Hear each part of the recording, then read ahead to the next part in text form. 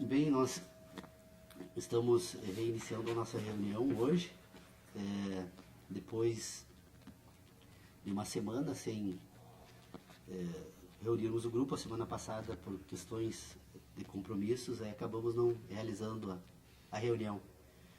E então eu sugiro, né, a todos que a gente retome, ou pelo menos tente colocar em ordem as questões que estão sendo debatidas agora nesses últimos meses, né? Nós passamos de uma metodologia em que nós estávamos examinando a questão da capacidade humana, então, de entender, depois a capacidade humana de pensar, e agora nós estamos examinando a capacidade humana de agir. Fecha lá, filho, faça. Então, examinando a capacidade humana da ação. E ao fazer essa reflexão sobre a ação humana, eu imagino que foi possível colocar em evidência uma questão que, para mim, pelo menos, tem sido objeto de uma preocupação muito grande, de longa data, e que parece ser a questão mais importante de toda essa nossa discussão, porque ela depende ela é um pressuposto de natureza subjetiva e individual de cada um de nós. Embora a gente concorde que seja necessário separar aqueles dois âmbitos da inteligência humana, que é a capacidade de sentir e a capacidade de pensar, e sempre que nós fazemos uso dessa habilidade, dessa aptidão humana, nós não conseguimos distinguir quando estamos tratando de uma e quando estamos tratando de outra. Ou seja, a inteligência, quando nós nos dirigimos ao exame da própria inteligência, ela se apresenta como uma totalidade. E, portanto, promover essa separação desses dois âmbitos talvez seja a tarefa mais difícil de todas as tarefas que nós temos para cumprir aqui. Então eu, desde o nosso primeiro encontro, ou pelo menos desde o momento em que eu me dei por conta da necessidade de se fazer isso, obviamente que isso também não foi algo que foi resultado também de um processo. Na verdade, quando nós começamos a organizar o grupo de estudos, o propósito era ler a Crítica da Razão Pura. E dessa leitura inicial da Crítica da Razão Pura, esse tema é colocado em evidência pelo Kant, né, que ele diz que todos os nossos conhecimentos têm origem na experiência.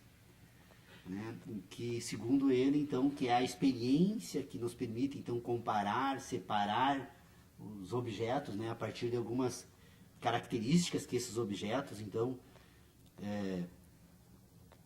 afetando a nossa capacidade de receber a representação do mundo natural, permite que seja feito. Então, depois de um certo tempo, né, examinando isso, que pelo menos eu acabei percebendo a necessidade dessa separação. E agora, com essa questão da nossa discussão sobre a questão da ação humana, e examinando a ideia de processo, eu acredito que seja possível submeter esse tema sobre um novo prisma, uma nova forma de exame, que talvez coloque um pouco mais em evidência essa separação entre a capacidade de sentir e a capacidade de pensar, que o ser humano precisa distinguir uma da outra.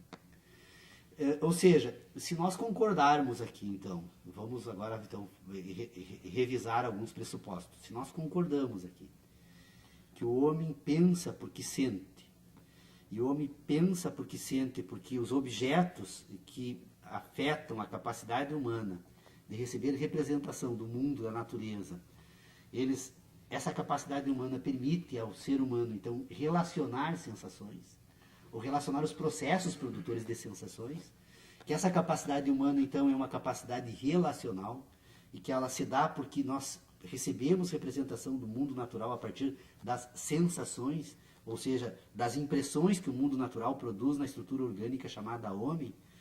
É possível examinar esse processo ainda a partir da ideia do próprio processo. Ou seja, se nós imaginarmos, ou se nós tomarmos a ideia de universo como um processo em curso no espaço, ou seja, nós percebemos que há um universo, e que esse universo é algo, então, que se opera no espaço, nós, então, vamos perceber que esse universo se apresenta para essa estrutura orgânica humana, o homem faz parte do universo. Então, na verdade, esse universo em si é uma totalidade em que nós podemos, então, identificar nessa totalidade uma parte que é o homem. Essa parte que é o homem se relaciona com essa totalidade de uma forma tal em que a totalidade se apresenta, essa estrutura orgânica que é o homem, porque ela produz sensações. Então, por ter sensações, destas relações entre a parte e a totalidade, ou partes dessa totalidade, destas relações, como esta totalidade, ou essas partes da totalidade produzem sensações no homem que sente, essa capacidade de obter sensações do mundo natural, então, é o primeiro elemento que precisa ser separado ou colocado em evidência, para depois ser trazido novamente ao exame. Bom, o universo, então, é um processo no espaço, é algo que se processa no espaço. Portanto, nós temos a ideia do universo como uma ideia de algo que se processa e se organiza no espaço. Bom, se algo se organiza no espaço e esse algo se apresenta como sensação, nós temos, então, agora este elemento para ser examinado pelo indivíduo da seguinte forma. Primeiro, esta sensação se apresenta nessa estrutura orgânica que é o homem como impressão. Então, nós temos um fenômeno natural que é o universo. Esse universo, por suas partes, se manifestam nessa estrutura orgânica, produzindo sensações. Então, a relação entre o homem e o universo se dá na medida em que ele recebe a sensação. A sensação é algo que se apresenta para essa estrutura orgânica como sensação, nada mais além disso. É apenas sensação. É o calor, é a cor, é o gosto, a representação tátil, gustativa, mas ela se apresenta para essa estrutura como sensação. Bom, ao produzir sensação nessa estrutura orgânica, agora, esta estrutura orgânica, então, percebe esse processo no espaço. A capacidade de receber a impressão produzida pelo fenômeno que produz sensação na estrutura orgânica, permite, então, que essa estrutura orgânica agora, assim como o universo é um processo em curso no espaço, esta sensação é produzida por algo desse processo em curso no espaço. O que é o processo, então? O processo é algo que antecede a algo que sucede. Eu tenho algo que é antecedido e sucedido por algo. Então há uma relação, que aí o David Hume, né, colocaria como relação de causa e consequência. Então há algo que sucede a algo que antecede. Então vocês percebam que esse algo que sucede, algo que antecede, ele compõe o quê? Uma ideia de processo. Esse processo se dá por quê? Porque se algo que antecede, algo que sucede, completa um ciclo. Cada vez que eu individualizo esse processo de algo que antecede, algo que sucede, a partir da ideia de ciclo, este ciclo agora ele pode ganhar novas dimensões. Eu reduzo esse ciclo ao mais elementar possível processo. Então eu vou tentar agora, nesse processo total, ir separando, e aí nós poderíamos utilizar como exemplo desta tentativa de separação em que o homem faz com as estruturas microcelulares ou atômicas, né? Você vai separando algo que sucede de algo que antecede. Cada vez você refina mais essa separação, que você chega num determinado momento que você identifica a presença de estruturas atômicas. Então é o menor ciclo de algo que antecede a algo que sucede. E esse menor ciclo de algo que antecede a algo que sucede compõe então um processo. Só que esse processo ele está relacionado a outros processos, ele não se apresenta de forma isolada. Por mais que eu chegue na estrutura atômica da matéria, essa estrutura atômica ela está relacionada nessa estrutura geral que é o universo total no espaço. Então o que eu faço agora? Destas relações que apresentam sensações através de impressões, eu consigo agora compor os ciclos do processo e eu consigo, a partir desses ciclos do processo, ampliar este ciclo e eu posso sair da estrutura atômica, então, que é um processo que é de algo que antecede, algo que sucede, que é o movimento atômico da matéria. Eu consigo agora ir ampliando esse conjunto de relacionamentos até chegar numa outra macroestrutura, por exemplo, como a humana, que o algo que antecede, algo que sucede, pode ser a concepção e a morte. A depender, então, da dimensão que eu dou para esses ciclos processuais, eu posso ampliar o meu exame para a vida humana e posso particularizar na matéria atômica. Então vocês percebam o quê? O que a inteligência humana trata? A inteligência humana tem a sensação como a matéria da constituição do sistema de inteligência, e ela tem os processos como a forma.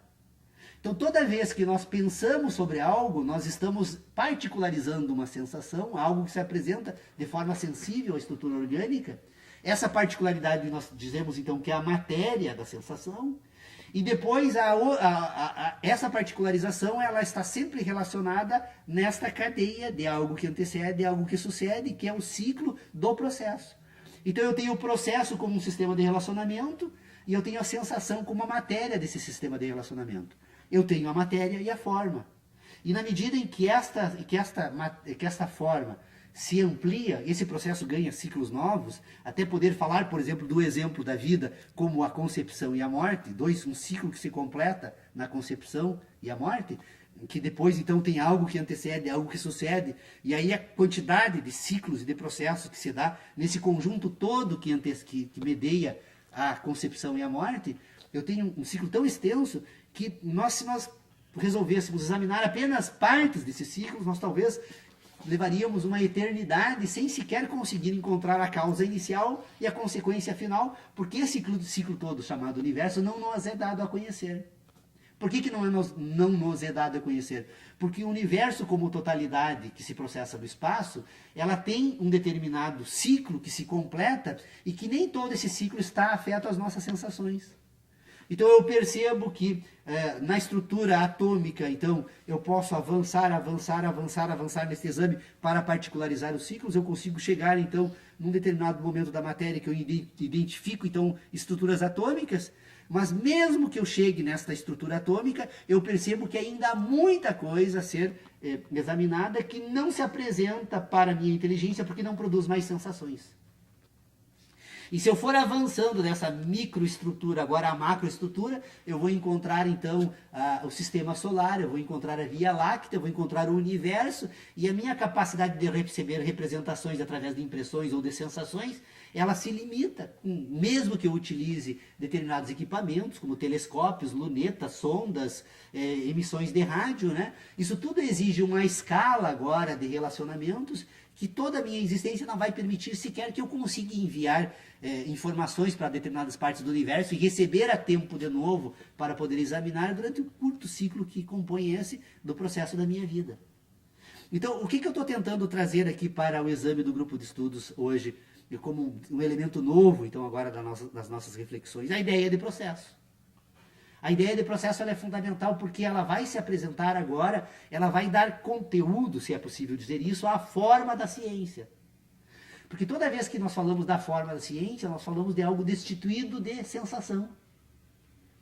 Para muitas pessoas não tem sentido falar em forma, porque como nós aprendemos a pensar orientado por objetos, quando falamos da forma, a forma não contém objetos, ela contém processos. E esses processos se apresentam apenas como relacionamentos. E eu tenho condições de dar a esta forma uma forma pura. Retirar completamente desse ambiente todas as relações orientadas por objetos, e eu consigo perfeitamente fazer isso, e fazemos com uma certa facilidade, quando fazemos isso organizando as formas das relações que se dão no âmbito daquilo que nós chamamos de ideias matemáticas. Aí entra, Fernando, e aí você veja como valeu a pena eu insistir e resistir à convocação que o Leonardo também fazia, para que eu abandonasse a tentativa que eu fazia desde o início aqui, de separar conhecimento e ideia. Por quê? Porque se eu colocar conhecimento e ideia no mesmo âmbito, eu liquido completamente a possibilidade desse exame. Por quê? Porque conhecimento é uma coisa, ideia é outra. O conhecimento é... Por que eu trato do conhecimento de forma diferenciada? Porque todo conhecimento tem origem nas experiências. Se todo conhecimento tem origem nas experiências, todo conhecimento tem origem nas sensações. Se todo conhecimento tem origem nas sensações, como é que eu vou falar de um conhecimento matemático que não me causa sensação alguma?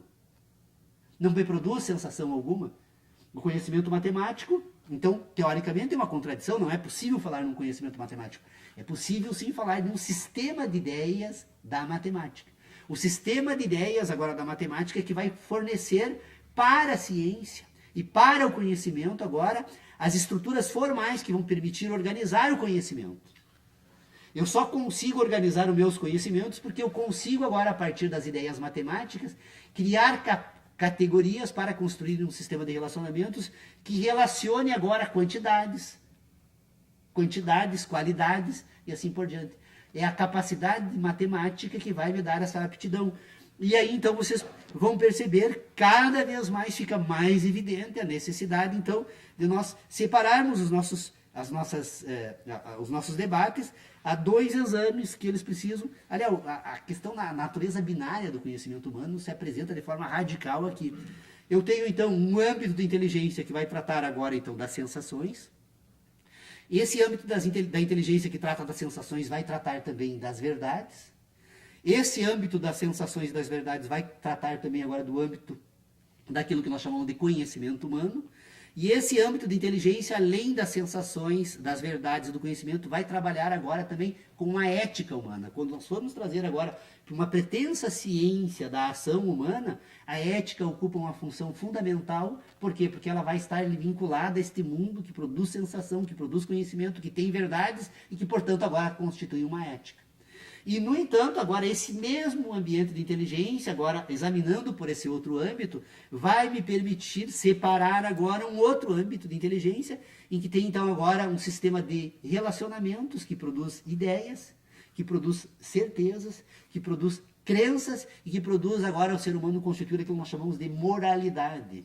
A moralidade é um sistema de ideias que se compõe agora de certezas e crenças, e que, por sua vez, na verdade, é apenas uma guia que o homem utiliza para pôr em ordem esse âmbito da sua inteligência que lhe permite pensar. Então, eu tenho um ambiente moral, um ambiente ético. O ambiente moral vinculado a um sistema de ideias, o ambiente ético vinculado a um sistema de sentidos. E essa separação, ela é necessária porque toda vez que formos agora colocar sob exame tudo aquilo que nós chamamos então de objeto da filosofia ou da ciência, nós temos condições agora de separar uma ciência pura de uma ciência impura.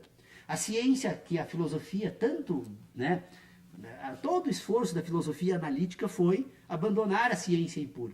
Porque a ciência das sensações, que é a ciência das verdades, então agora, que é a ciência do conhecimento e que é a ciência da ética humana, ela não se apresenta como uma totalidade orgânica, única, e que se apresenta como um único ato. Olha, eu como indivíduo sou constituído por um conjunto de sensações, de experiências, de conhecimentos e de verdades, e eu, portanto, tenho uma ética humana, porque eu sou resultado de um processo que tem um ciclo na concepção e que vai se encerrar com a morte, pelo menos nesse processo todo, desta parte orgânica, se é que é possível falar em parte orgânica e inorgânica da existência, mas essa totalidade ela se apresenta como única. Cada indivíduo é uma totalidade. E, portanto, cada indivíduo se compõe, desenvolve a sua inteligência a partir dessa totalidade ética, essa totalidade, então, agora, que vai representar o quê? Aquilo que vai ordenar o material, a matéria da sua inteligência, que vai se compor agora com o sistema moral. É por isso que a ética ela subordina a moral. A ética subordina a moral, porque embora a moralidade se apresenta agora depois, se nós formos colocar esse ambiente dentro das ciências humanas, podemos falar de uma ciência humana, né?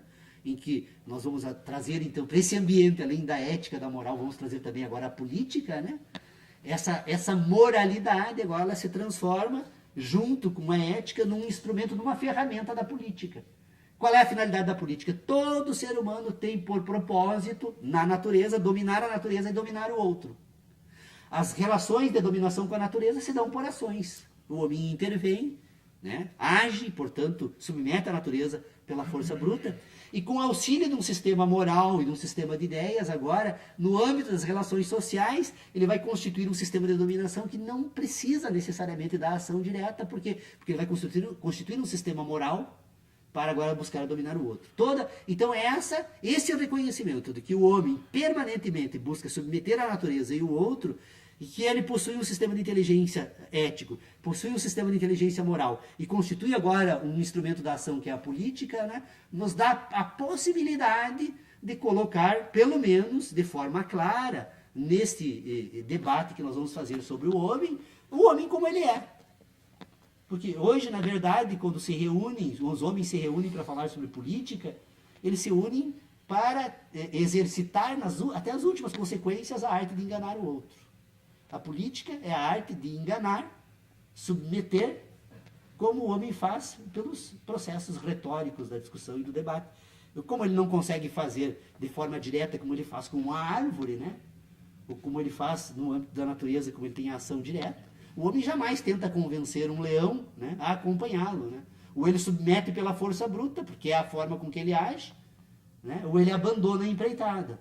Ele faz isso com outro homem porque ele tem uma capacidade agora, que é a capacidade política, que não existe, né, pelo menos da forma, até é possível em determinados agrupamentos de animais, nós temos estruturas hierárquicas de exercício de poder, né? Mas não pela forma retórica como exerce o homem. Então, o que eu gostaria de trazer aqui para o debate do grupo de estudos é exatamente isso. É a possibilidade de nós trabalharmos agora com a ideia de processo como um novo dado agora, para tentar trazer, então, fazer essa separação, sem a qual não é possível levar esse estudo adiante. Eu estou tentando, ainda não está longe sequer de ser concluído, foi apenas uma mera tentativa de escrever um texto agora nesses últimos dias, e eu estava pensando assim, mas esse texto, será que alguém vai conseguir entender? Eu cheguei, olha, provavelmente não. Por que que não?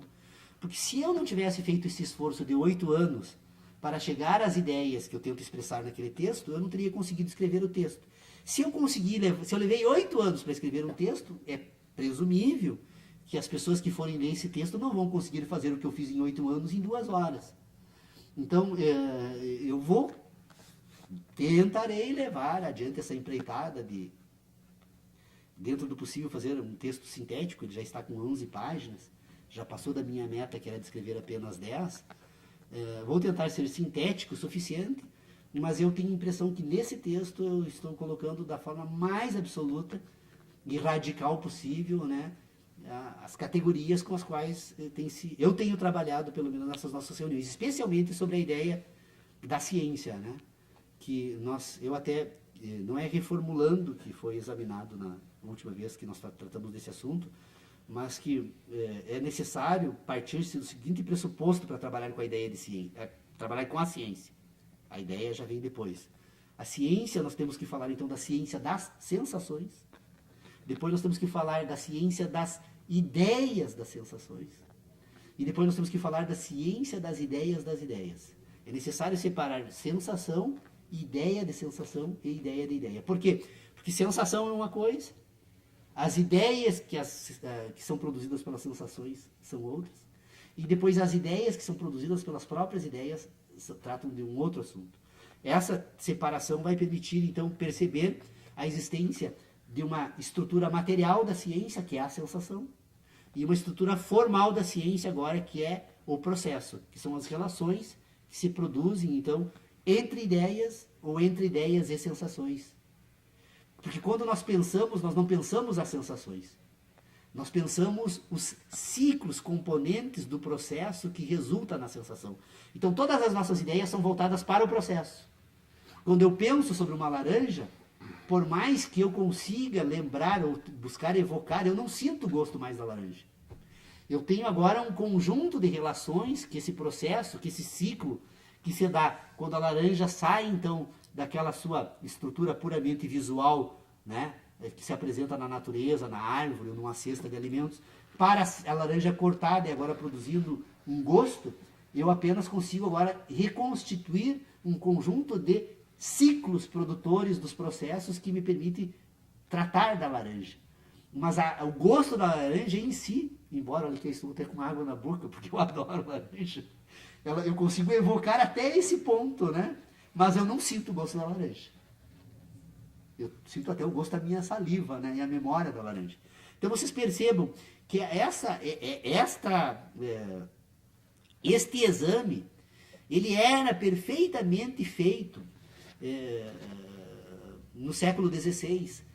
Basta examinar as primeiras palavras tratadas por David Hume ali no Investigações acerca do Entendimento Humano, em que ele coloca de forma bem clara que a filosofia moral, segundo ele, ou a ciência da natureza humana, precisa considerar duas dois âmbitos de investigação filosófica. Ou ele vai examinar o homem que age, e tomar o homem, então, como movido por mecanismos naturais que lhe compelem a agir.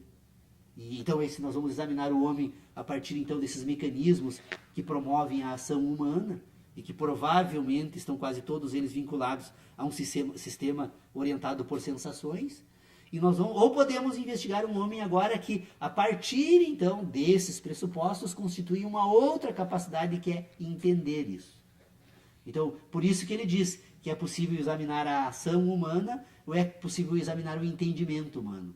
É formar o entendimento humano ou melhorar a ação humana. Quando ele fala ali naquela parte inicial, é uma tradução do inglês para o português, mas provavelmente se manteve uma certa fidelidade na tradução da obra original. Ele diz o seguinte, que a função da primeira filosofia é melhorar os costumes. Eu acredito que o David Hume tentava dizer que a função da filosofia era melhorar a ação humana, então essa primeira. Enquanto que a segunda, a função da filosofia é formar o entendimento humano. Então, eu observando aqui o colégio, eu me indigno cada vez que eu vou no colégio do meu filho ali, e aí fico assistindo a saída das aulas. Os próprios professores atravessando nos canteiros, os próprios pais parando em cima da faixa de segurança e atravessando nos canteiros. Por que essa educação é falha? Porque ao invés de educar a ação humana, eles estão tentando formar um entendimento. E formar um entendimento não muda nada. Tanto que todos os alunos, todos os pais, todos os professores, o universo todo sabe que se passa numa faixa de segurança. Mas como não há uma educação orientada para a ação, não serve para nada. Então nós vivemos num mundo que se orienta por um sistema de ideias que não corresponde aos acontecimentos do mundo dos fatos. Se tu for conversar com qualquer professor lá, perguntar com professor, como você passa na faixa de segurança? Pela faixa de segurança. Agora, se tu for lá assistir a ação dele, tu vai ver ele passando pelo meio do canteiro. Eu até já cobrei muito isso da escola, né? Eu disse, olha, se vocês não conseguem ensinar o meu filho a atravessar na faixa de segurança, o que mais a escola vai conseguir ensinar? Aí eles, não, a função da escola é educar. Digo, a educação é da família. Eu não abro mão, jamais a escola vai educar o meu filho. Quem educa o meu filho sou eu. A função da escola é ensinar o meu filho. Então, agora, ela tem condições de, ao ensinar o meu filho, fazer um ensino voltado para as ações. E não para formar um entendimento. Porque a prova de que formar um entendimento não resolve, que todo mundo sabe que se deve atravessar na faixa de segurança. Nós temos leis, tem multa, inclusive, no sistema. E, no entanto, ninguém faz isso. Porque nós imaginamos que lá na aula dar uma palestra sobre isso é o suficiente. Então vocês percebam a revolução que é possível fazer na filosofia, na educação especialmente. Pôr em ordem esse sistema, porque nós vamos perceber de que forma se constitui a inteligência humana e nós temos condições de incidir, então, exatamente naquilo que nós queremos efetivamente melhorar no homem.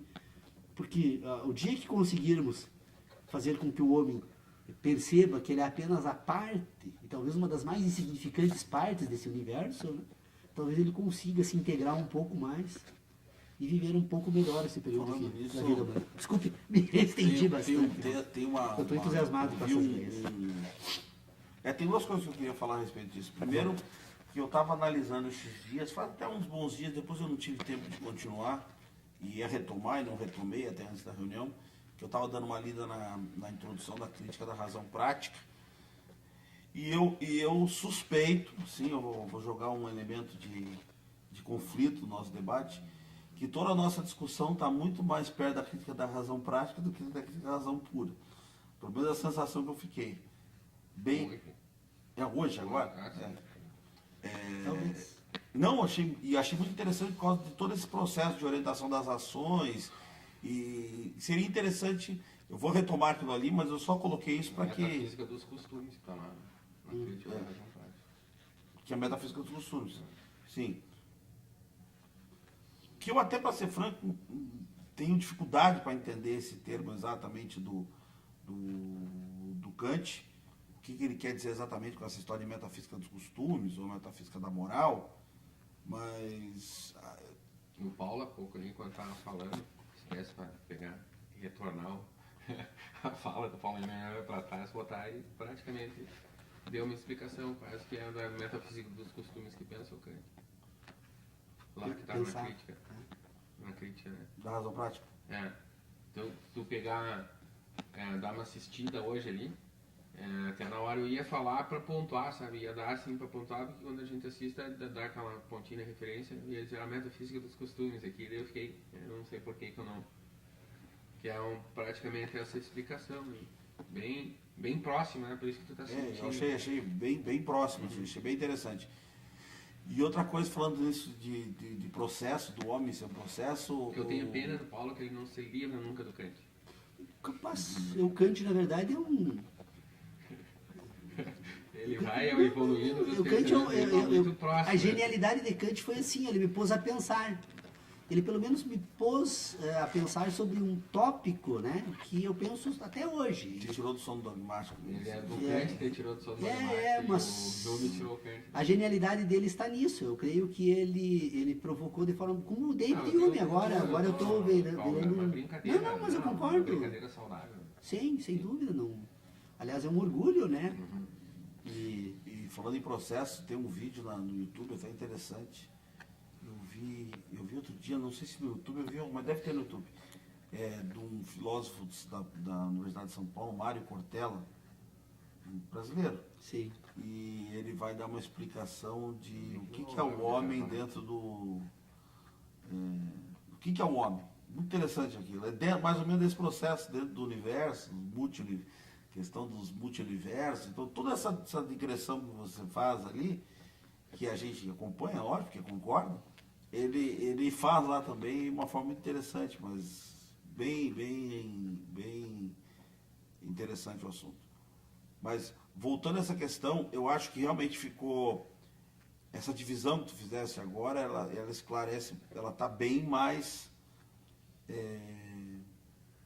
não digo clara, não é bem o termo clara, mas está bem delineado os dois âmbitos da análise. Os âmbitos que oriuntam da sensação e oriuntam da ideia. Me lembra um pouco, até quando fala naquela redução, que pode parecer um assunto biológico, mas ele não é só biológico. Me lembra um pouco lá umas ideias que eu andei lendo também, mas por cima, porque eu não conheço muito, de Edmund Husserl. Ah, sim, eu tenho da obras completas dele aqui. Redução idética do conhecimento, até chegar ao ponto... Mas isso é só para dar uma contribuição aí, não sei se o Leonardo pode... Eu só queria assim, dizer para vocês, antes de... Eu já passo para o Leonardo. Na verdade, qual é o método que eu venho utilizando aqui para levar adiante essa questão? Eu trabalho a partir do seguinte pressuposto, que se foi possível ao Kant, se foi possível a David Hume, se foi possível a qualquer filósofo chegar a algumas conclusões, é possível a mim também. É possível a mim. Qualquer um de nós temos condições de produzir o mesmo, ou chegar aos mesmos resultados. Eu prefiro não ler e não me arrependo do método, pela seguinte questão, porque eu posso pensar ter resolvido certas questões sem que estas questões efetivamente tenham sido resolvidas. Porque se eu penso, porque na verdade eu desenvolvo uma capacidade de relacionar, eu preciso relacionar com o mundo da natureza e não com o mundo das ideias. O mundo das ideias devem apenas me auxiliar a pôr em ordem algumas questões desse sistema de relacionamentos. Percebe-se em todas as áreas do conhecimento humano a falta que essa divisão, que esse método faz quando se tenta fazer ciência. Porque quando nós somos orientados por um conjunto de ideias que não são nossas, nós recebemos apenas uma parte das orientações. Ela não se apresenta como uma totalidade. E quando eu sou orientado pelas minhas próprias ideias, ela é sempre o resultado de uma totalidade, que sou eu. Eu não preciso mais investigar em outro lugar qualquer a origem dessas ideias, que não eu mesmo. Então eu não vejo assim nenhum motivo, nenhuma razão. Aliás, eu acho, sinceramente, hoje estou absolutamente convencido disso, Eu acho assim um absurdo a forma com a qual nós buscamos formar as nossa inteligência, as nossas informações. Porque nós acabamos reduzindo o mundo a um sistema de retalhos, de recortes. Cada indivíduo recorta uma determinada parte da natureza e busca o exame na sua profundidade e totalidade. Depois me entrega o retalho e com esse retalho eu constituo aquilo que eu chamo da minha inteligência, que não é nada mais, nada menos. Desculpe a figura de linguagem, porque retalho também não serviria para expressar a ideia, mas usando o método que nós utilizamos então para produzir ideias, eu seria uma concha de retalhos e eu prefiro ser uma totalidade. Perdido, equivocado, errado, mas é um conjunto de ideias que vão se colocando uma à outra. Tanto que eu consigo hoje transitar tanto nesse ambiente das sensações como no ambiente de ideias, eu tanto trabalhando de que forma esse sistema relaciona ideias para fazer essa divisão entre certezas, crenças, então, né, num ambiente de inteligência, como verdade e conhecimento num outro, porque eles, na verdade, eles estão devidamente nos seus lugares. Eles estão todos eles Acho colocados. Que essa necessidade de sair do subjetivo absoluto é uma necessidade para criar uma referência universal de tudo, né? Todo conhecimento humano, de qualquer tipo, seja ele conhecimento que a gente entenda oriundo das ideias, oriundo só das sensações, ou dos dois e tal, acho que essa questão de Não tem conhecimento subjetividade... oriundo de ideias. Sim, então, mas estou falando, quem entende que há conhecimento oriundo de ideias? Que tem gente que entende que há conhecimento oriundo de ideias. Né? Pois é. Isso é uma questão de percepção do processo e percepção da matéria que a gente dissesse. Mas, de qualquer forma, acho que essa questão de sair do subjetivo exclusivo, por exemplo, só eu pensar as minhas coisas e usar o que os outros pensaram também, fazer essa delegação, é para tentar criar um ambiente único de debate das coisas. Acho que uma coisa não exclui a outra, a percepção que eu tenho. Acho que você ter esse processo de reflexão da totalidade que dentro disso, eu acho que ele é fundamental, importante, mas você também fazer um cotejo com as outras totalidades das outras pessoas para poder formar e melhorar a sua totalidade, acho que não causa problema. O problema não é esse, o problema não está no cotejo, o problema está, como tu disseste, na forma como se direciona a criação do entendimento humano, do entendimento coletivo. Um recorte, tem um cara que gosta de ler textos dele, assim, retalhos, né? Estou usando a palavra do Paulo, retalhos, que é o Schopenhauer, né? O Schopenhauer tem essa ideia aí, né? Esquece os outros, né? Tu produz o que... Não me vem passar a vida inteira citando, tu jamais vai se tornar um intelectual para mim se tu fala comigo... Só usando a argumento da autoridade dos outros. É? Quando é que tu vai pensar, né? O próprio Kant, né? Também tem a questão do sujeito autônomo, né? Quando ele dá essa autonomia para o indivíduo, quando ele alcança essa autonomia, essa maioridade, é quando ele tem a condição dele próprio fazer o próprio pensar dele, né? Quando ele se descola do... Mas a questão toda, Leonardo Eu não só estou fazendo uma análise em cima mas só deixa eu colocar para vocês assim, eu acho vamos examinar a ideia de objetividade e subjetividade. Agora são duas coisas assim, aqui, por exemplo, assim, ao mesmo tempo que tem esses teóricos que propõem... Nietzsche, né? Então, vamos pegar Nietzsche ali, essa ideia do Paulo de totalidade, de que ele é uma totalidade, então é Nietzsche. Emancipação do sujeito como indivíduo, né? Sim, com certeza, todo mundo já deve ter pensado sobre quase tudo, né? Sim. Não, mas eu estou dizendo que isso é válido, que tem os que pensam, mas eu concordo contigo também lá, tem os que pensam o contrário disso, né? Também... Não, eu não penso o contrário, eu acho só que... Não, mas tem os que pensam, entendeu? Tá, também tem, lógico, tem também, que acho que... Vocês percebam assim, ó, deixa eu só trazer um elemento assim, ó, de perturbação assim, desse nosso debate, porque eu acho que para não perder a perspectiva da ideia inicial. Quando eu me refiro a um objeto, olha, eu estou falando agora dessa onça de madeira aqui. Do que eu estou falando? Eu não estou falando da onça de madeira. Eu, na verdade, não falo absolutamente nada dela, eu falo de mim. Porque o que acontece? Essa onça, na verdade, que eu tento apresentar como um objeto que está fora de mim, ela só se apresenta para a minha inteligência porque tem raios de luz que refletem nela e chegam até a minha retina. Então eu estou falando da minha sensação, eu estou falando de mim. Eu não falo da onça. Quando falo da onça, eu falo de mim. Tanto falo de mim que se nós conseguíssemos apagar totalmente a luz, ela continuaria ali, no entanto, para as minhas sensações não existiria mais onça alguma. Então vocês vejam que a objetividade, quando eu falo de algo na natureza, eu não falo da natureza, eu falo de mim. E eu falo, e o que eu falo de mim? Eu falo de mim da transformação que se opera quando esse algo da natureza produz impressões e reordena a partir das impressões as minhas sensações. Então, ao reordenar as sensações, agora quando eu falo do objeto, na verdade eu não falo nem do objeto, agora nem de mim, mas eu falo de mim transformado pela sensação. A produção da impressão, o fenômeno que produz impressão, né? me transforma, e ao me transformar agora, então eu não estou mais falando da natureza e dos objetos. Aquela velha discussão, se você constitui o objeto que... Eu tenho uma Não, discussão é outra discussão. quando a gente não estava ainda Não é essa nessa questão aqui, né? Não, a discussão da filosofia. Não, eu sei, mas a filosofia faz com outro propósito. O que eu estou tentando colocar é que ela tem um outro suposto. Né? Na verdade, nós não falamos das coisas. Porque só para... Vamos pegar as ideias. Universo é um processo em curso no espaço. Mundo é o universo ordenado por sensações. Então, cada indivíduo compõe um mundo. O mundo em si não é uma objetividade, é uma subjetividade que o indivíduo compõe quando ordena o universo no espaço. E o que é um indivíduo, então, agora? O indivíduo faz isso porque ele constitui o quê? Uma capacidade racional. O que é a razão humana, então? São as sensações ordenadas entre si. Em última análise, o indivíduo é sensação. As coisas se resumem em toda a sensação. Aquilo que nós falamos de universo é porque nós temos uma pretensão de totalidade. Poderíamos levantar a possibilidade de um multiverso.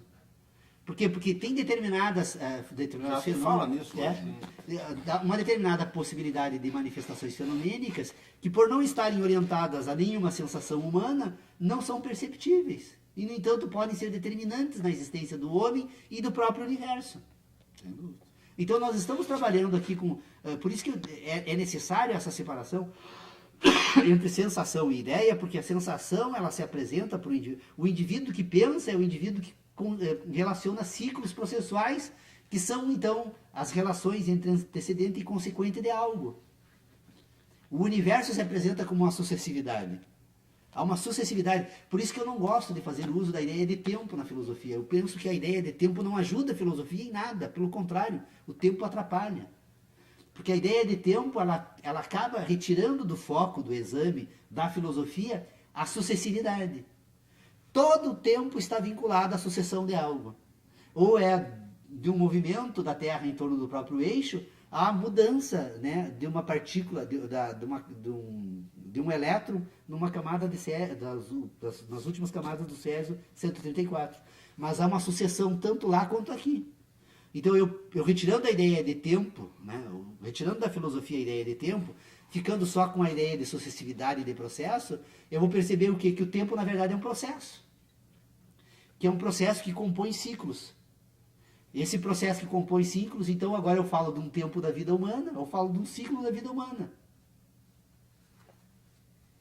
Nós estamos absolutamente vinculados, então, a essa noção de que o universo é um processo em curso no espaço, o mundo é um universo ordenado por sensações, e a razão são sensações ordenadas entre si, e o homem é sensação. Aquilo que nós chamamos de humanidade ou de homem, então agora é resultado das suas sensações. O homem ele é programado pelas suas sensações enquanto estrutura orgânica. Talvez existam outras programações que estejam em outras esferas.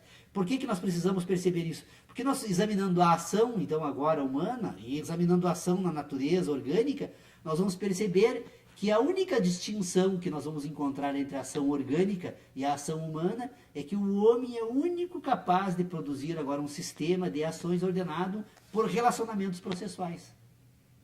Ele se ordena por processos. Ele se orienta por processos.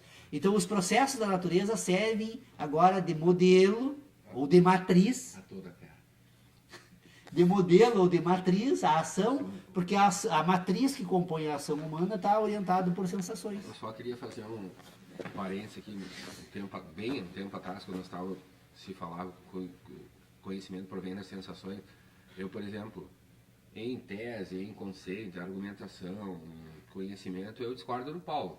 né? Para mim, conhecimento... O que seria de nós dois se nós concordássemos Não, também, né, não, Leonardo? mas assim, ó, o que eu disse que a gente tem que ter uma certa disciplina, claro, porque claro. o teu pensamento vem dentro de uma, né? Então, tu está propondo mais uma teoria e tal, etc. Não, eu propondo o seguinte, ó, vamos jogar fora completamente tudo que nós aprendemos hoje Sim. e vamos constituir uma nova teoria Não, desde o eu zero. digo assim, ó, Paulo, vem num sentido que faz sentido porque tu tá colocando, entendeu? Assim, eu discordo, né? Por que eu discordo? Simples, assim, não precisamos nem dialogar muito. Eu acho que quando Kant diz que provém da experiência, ele resolveu. Eu não saio mais atrás de ideia de conhecimento, como é que se dá, porque toda outra ideia de conhecimento que não venha da experiência, para mim, que eu leio ou que eu vejo alguém falar, para mim não faz sentido. Né? Ela não se sustenta. Por quê? Os sentidos te enganam. As sensações também te enganam. Sim. O conhecimento não pode ser enganador. Ele não pode prover, para mim, não pode prover das sensações. Aí eu também vou desenvolver uma tese para desmontar que o conhecimento não pode prover das sensações. Vou pegar o Deus enganador lá do Descartes, o gênio maligno, que transforma. Tá. Mas lá um tempo atrás, hoje o Paulo falou, e se nós vamos pegar esse pedaço aí que eu achei importante, que eu dizia lá na época, nós entramos na discussão, as sensações se apresentam para todos da mesma forma. A percepção da sensação que é para cada indivíduo vai ser diferente. Sim. Mas isso é um bom tempo atrás. Está programado de forma Sim, diferente. Nós somos programados pelas sensações. Então lá houve um conflito nisso, nós tivemos que abrir, porque eu disse, não, para mim sensação se dá para todos da mesma forma, porque né, ela vai se apresentar quando tu fala disso aqui, né, então estamos observando isso aí, é igual para todos. Agora o que eu vou perceber daquilo ali é diferente. E tá essa totalidade do Paulo tá em mim, tá em ti, tá em todo mundo. Mas assim, ó, eu acho que o que veio ocasionando... O Paulo não gosta desse termo percepção, só para dar um gancho Não sem te gosta. cortar. Ele não gosta, falou para mim que não gosta, mas tudo bem, mas... eu já gosto. Sim, entendeu? mas não tem problema, né? Ele pode não Acho que gostar. a percepção é a ideia, ela não Não, eu estou só tem comentando, representação. mas só para entender que essa coisa que você faz, e que eu também concordo com ela, desse salto que tem entre a sensação e o entre perceber aspas, ela. e o perceber a sensação, São diferentes. o Paulo disse que não é, que ele acha que não, mas eu acho que sim, mas tudo bem. Mas E é ainda só bem que porque existe isso, né? dentro do sistema de pensamento dele, realmente isso não faz. Sim, e daí quando se separa essa ideia e sensações que o Paulo separa, eu não tenho dificuldade nenhuma em conviver com esse mundo, para mim ele está tranquilo, né? O velho Platão já colocava o mundo do sentido e o mundo das ideias, né? Talvez com algumas ideias distintas, mas né? eles- Ali entre a coisa, né? É que, na verdade, quanto a isso também não tem problema nenhum, Leonardo. O problema todo é assim, ó, é que, na verdade, E acho a platônico separação esse pensamento, né? Acho bem platônico. é uma separação apenas sob o ponto de vista do exame. Porque o homem, como uma totalidade orgânica, ele é orientado por uma totalidade. Não existe como você dizer, agora eu só vou sentir, agora eu só vou pensar. Isso não existe, né? Não existe. A ação humana não chega a esse ponto todo. Sim. A ação humana ela é orientada por uma totalidade. Então a questão toda. Só que a ideia de percepção, por que eu acho que a ideia de percepção é uma ideia vazia? Por que ela é uma ideia vazia? Porque Não, mas é subjetivo. ela é Mas é a do indivíduo. subjetividade da sensação, né? Pois é, mas ela Porque é- uma sensação produz uma subjetividade em todos. A percepção do indivíduo pode estar Depois que ela- vinculada a um conjunto de relacionamentos, né, que não são reais, que são frutos da É que, na imaginação. verdade, para o raciocínio do Paulo, essa ideia de percepção é totalmente dispensável. Sim. Porque quando ele falou antes, por exemplo, que o objeto que está ali, o objeto só existe ali porque ele, como sujeito cognoscente, constitui o objeto. Foi o que ele estava dizendo. Não, Mas assim, o objeto só está ali porque ele me afeta. Viu? A Mas hora que assim, ele deixar de é, afetar, é, ele desaparece. Não, mas Sujeito- do ponto de vista da filosofia, da É. discussão filosófica, é que É a ideia você que- constitui o objeto a partir do... Daí nós vamos entrar naquela questão interminável, né? Se tu botar ali no Google, sujeito, objeto, vai aparecer 300 mil teóricos tentando, né, explicar o sujeito e o objeto. Cada um, bom, daí é válido qualquer possibilidade. O Paulo tem a dele, provavelmente o entendimento do Não, mas sujeito. tu entendeu o que eu quis dizer? O Essa Paulo ideia de diz assim, percepção como a subjetividade, como o objeto Toda vez do que Paulo, a impressão que ele dá, ela é importante só no sentido de que ele como ser é que vai perceber aquilo, no sentido de perceber, não, deixa eu usar o termo, de que vai receber aquela sensação, aquela impressão, como ele usa. E isso já está incluído nesse processo de sensação. Quer dizer, ele diz, ó, aquele exemplo da luz, do coisa, ele só está ali para mim, para ele, Por causa das Porque para mim a teus impressão, ela vem com aquela coisa, até na epistemologia dela, impressa, né? Ela cola como uma verdade única, né? Para mim, a impressão é uma coisa muito... É que na verdade é assim, como é que funciona? Nós temos, é um fenômeno, é um processo fenomênico. A natureza fenomênica que No momento que tu compõe imprime, uma impressa, totalidade na é qual igual participa pra o nós, homem, não. Essa esta sensação. relação entre o homem e o fenômeno faz com que o fenômeno imprima, simplesmente imprima. Então, assim, ó, pra mim a impressão Essa- e sensação... ao mesmo tempo, por exemplo, e essa sensação impressão estão muito transforma. próximas. Impressão e sensação estão próximas. Elas não são diferentes. Não, são as Elas mesmas estão na coisas. mesma categoria. São as mesmas coisas. E a As percepção que dá distinção. impressão e sensação. Eu falo impressão e não sensação para demonstrar essa transição entre Não, mas é que essa discussão o na fenômeno. filosofia ela é interessante. Por exemplo, vou dar um exemplo. Lá em Hobbes, na teoria do conhecimento de Hobbes, lá que é Mas curta, eu só dei para concluir, assim, ó, porque daí tá acabando ainda. Mas assim, ó, a forma como o Paulo apresenta a teoria dele também e tal, etc. Quando ele tenta explicar, né, o universo é um processo em curso no espaço, né, o mundo, o O homem. universo organizado por sensações. Sim, né? Eu acho uma teoria teocêntrica, né? Eu parto do universo, eu parto do homem, sério, para chegar no universo. Para mim não existe universo sem outro. Sim. Não vou nem discutir o universo. Sim. Sem existência humana. Eu sou sartreano, eu sou Antropocêntrico. existencialista. O homem precede a existência, né? Então, sem homem não tem existência. Nós estamos aqui. Mas e depois?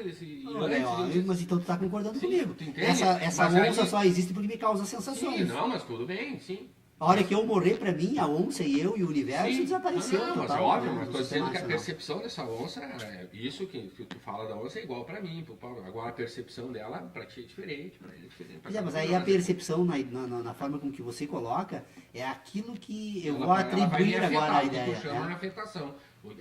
Essa onça vai me afetar aqui. Por Se eu exemplo, sou um sujeito que tive, por uma infelicidade, um encontro com uma onça numa selva e tal, e consegui escapar, eu sou um sujeito temeroso. Se tu me mostrar uma onça assim, a sensação que ela vai dar para todos vocês e a percepção que ela vai dar em mim vai ser diferente. O próprio nome, o próprio citar ela já vai causar uma percepção diferente, até na concepção da linguagem, né? Nós estamos observando esse objeto chamado onça aqui. Agora, imagina o seguinte, o que tu chamaria de percepção?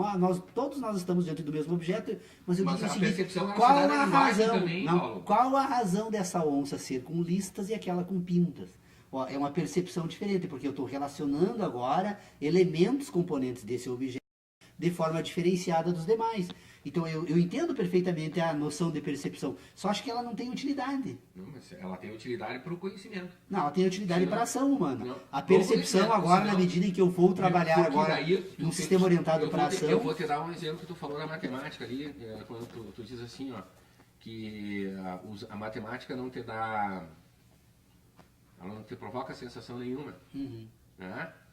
Mas por que o conhecimento provém da experiência? Porque ela só é matemática porque ela provém da experiência. Então, por isso que ela é conhecimento. Não. Ela não precisa te causar sensação para ser conhecimento. Na tua teoria, a matemática não tem sentido nenhum. E tu mesmo colocou aqui, falou. tem, Sabe? tipo de Então, sentido, então ela só ela não é ideias. conhecimento, né?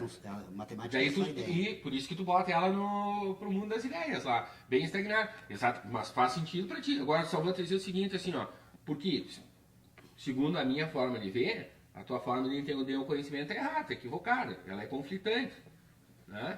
Por quê?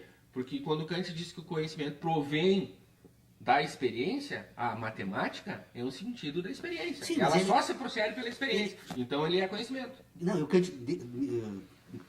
desculpa a minha arrogância agora de dizer o que eu vou dizer agora, mas o Kant estava enganado. O Kant estava completamente enganado, porque nesse ponto da matemática, por quê? Porque como o Kant trabalhava com duas condições de possibilidade de todo o conhecimento, que era o tempo e o espaço, para ele era necessário submeter o conhecimento matemático à ideia de tempo. E aí então ele vai dizer o seguinte, por que ele trabalha com a noção de conhecimentos Mas eu acho que o Kant- a priori? Eu acho que o Kant Os a priori, o conhecimento É Descartes, sintético a né? priori. Não. O Descartes tirou Não. o conhecimento da matemática e Tu tá botou me pra contestando geometria. sem deixar eu expor a ideia. Como é que tu vai...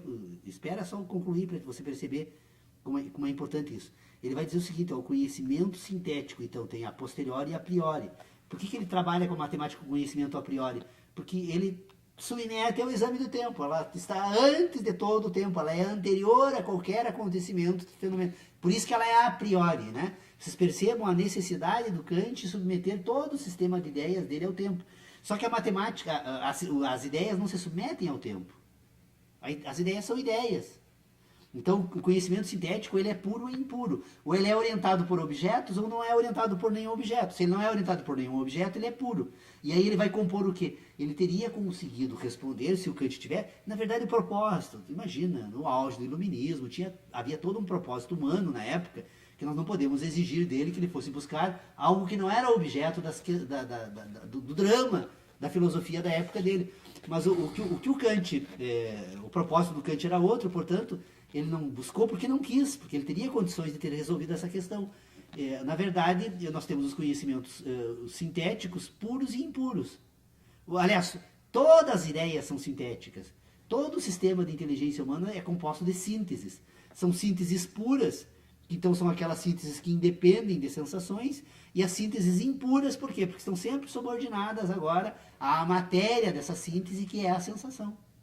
Então eu tenho uma síntese produzida, né, pela sensação, e eu tenho uma síntese produzida pela capacidade puramente sintética. Por quê? Porque o cérebro humano, ele compõe-se de um sistema de inteligência que é formado por sinapses. Tem sinapses puras, que são produzidas unicamente como guias pelo cérebro, para se orientar enquanto guia, e portanto agora organizar o próprio sistema de sinapses, e depois tem as sinapses produzidas pelas impressões, que são produzidas lá no plano da natureza. A impressão produzida agora na estrutura orgânica, ela vai ser essa transformação entre essa estrutura orgânica anterior e posterior ao algo, que é o ciclo do processo, então, ela vai servir agora de matéria para produzir uma síntese. Então ela é impura porque ela vai buscar lá nessa transformação, lá nessa impressão. Então, agora, por que a impura busca lá? Porque lá ela vai agora dizer que esse fato está subordinado a uma ideia de tempo, que é sucessividade. Algo antecede a algo que sucede. Algo antecede a algo que sucede, nós colocamos aonde? No tempo. Porque esse algo que antecede, algo que sucede, que compõe a cadeia de sucessividade, é o que vai servir de forma agora para o tempo. Mas o tempo não existe. O tempo é uma invenção humana. Não, tudo bem. O tempo é... Tu pode... O Kant também vai dizer lá, tu pode abstrair tudo do tempo, menos o tempo. Pode abstrair toda a sucessividade, menos a sucessão. Não, ele vai dizer do tempo. Porque se houvesse a possibilidade de falar da possibilidade de parar todo o universo... O tempo é necessário, cara. O tempo é uma categoria que se usa para explicar uma coisa que não tem como explicar de outro jeito. Não tem como. Tem. Aí, então, basta falar da sucessão. Daí tu vai a Deus. Né? Não, a sucessividade. Não, mas a sucessividade só é possível pensar a sucessividade pelo tempo, pela matemática, pela racionalidade. Não, pelo movimento. Pura. O movimento é matemática. É movimento e espaço. As categorias da movimento, o movimento referencial. É referencial, é matemática, é física. Então não, movimento não escapa disso. Sem a referência, tu não tem como. O movimento é o movimento, não. As categorias. Tu precisa do eixo X e Y, tu precisa do espaço, tu precisa da geometria. Até o Aí, graças a Deus, era... até felizmente, o Descartes tirou o mundo da matemática e colocou na geometria, né? Com o discurso do método lá. Senão nós íamos ficar perdidos, o resto do. Né? Não ia haver a ciência. Né? Não, faltou o Hélio hoje na discussão ainda. A pressão deu um salto. Eu calculei. Eu fui ver ali se eu já tinha. Eu fui à farmácia ali, eu não tem como saber, assim, né? Não seguindo um aparelho aí. Tomou um remedinho, ó? Hein? Tomou um remedinho pra. Ontem sim, não hoje. Então tem que tomar hoje, né? A Irene me Agora, a genialidade da coisa, né? A idade. É a produção, né, desses pensares, né? Não adianta. Eu acho que isso é válido, né? É a mesma história, assim, a ideia do tempo, né? Tu pega aí... Pô, tem gente que acha que tem uma vida após a morte, então deve ter um tempo, né? Eu, por exemplo, acredito. Sim, também, mas assim, ó, Sodré, então eu acredito que me fizeram uma pergunta ontem, assim, né? Ah, mas tu não te preocupa, como é que tu me garante que não tem vida após a morte? Eu digo, olha, se não tinha nada antes de eu nascer, por que tem que ter depois que eu morrer? Essa questão é aquela coisa, mas quem garante que não tem claro, também, né? Mas entende, isso é isso que eu estou dizendo, então tu vai encontrar, para mim é simples, se não tinha nada antes da minha existência, existem coisa depois existem coisas, né? por mais filosóficas agora que seja, você não escapa de um certo dogmatismo, né? Que tem, outro não que tem. não tem. Para você constituir as suas verdades, aquilo que o Paulo fala, desse ponto bem interessante, essa questão da subjetividade, você não tem como construir determinadas verdades de caráter subjetivo se você não tiver determinados dogmatismos também, Sim. quer dizer, não... Mas, Sodré, eu sou um defensor da subjetividade. Eu acho que a coisa que libertou o mundo do dogma, sabe, da cegueira foi a subjetividade. Sim. Possibilitou tu discutir, né? Que aquela cadeira lá, não, que não é uma roda, não, é uma cadeira, não. Sabe? Felizmente a subjetividade existe. Quer dizer, tu trazer esse mundo metafísico, esse mundo matemático, esse mundo científico para pensar, cara, pá, cadê a emoção, cadê a razão do homem existir, né? Onde é que está esse homem que pensa, que age, que come, que se alimenta? Ou esse homem tem filho, ele tem mulher que trai ele transpira, ele tem odor, ele tem... Sabe? Então quando a gente começa a pensar esse homem que ele também sente dor, que ele também tem calo, que ele também perde o cabelo, que ele se olha no espelho e se vê envelhecer, essa ciência toda vai pro saco. Ela não responde mais a angústia desse homem aqui. Né? Então a gente não pode separar esse homem. Não, tá bem, mas Desse sentir, sabe? Sim, Desse mas esse é um outro exame, né? Não, eu sei, Paulo, só que assim, se a gente trazer esse exame pra cá, eu não acho que estamos necessariamente, encerrando a nossa... eu não acho que necessariamente seja um outro exame. Eu acho que tu pode fazer esse exame que tu está fazendo, mas sabendo que esse homem ele é permeado de subjetividade, ele é permeado Um de método, sentido. são métodos. É um método não. Que se tu Vamos- separa ele, tu isola vamos- ele. Aham. São Vamos encerrar nossa reunião, então, pelo menos